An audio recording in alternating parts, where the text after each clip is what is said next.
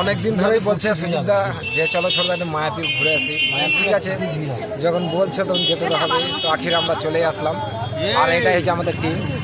ঠিক আছে, যে টিম সব বাংলাদেশের টিম নিয়ে চলে এসছে। আমি বাংলাদেশের না, হ্যাঁ, অস্ট্রেলিয়া টিম।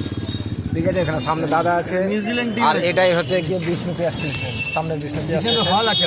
হ্যাঁ, এই সবে যাচ্ছে। এবার ডাইরেক্ট আমরা যাবো ঘাটে, ঘাট থেকে হয়ে। পাশে যেটা আছে ওটা হচ্ছে পায়ে পায়ে ঢালা রিক্সা আছে ওটা। ঠিক আছে, তো ওই দোকানে নীল কালে বোধ ওটা স্পাইট আছে।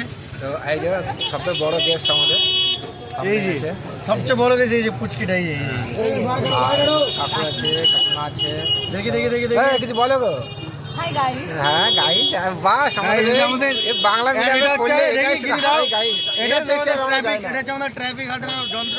না, এখন আমাদের যারা ব্লগিং করে না, তারা কিছু জানুক না জানুক, সে গ্রাম বলে শহর বলে হাই গাইস, তারপরে বাস বাকি মামাসি এক হয়ে গেল, বাস আর কোনো গল্প নেই, এতটুকুই শেষ।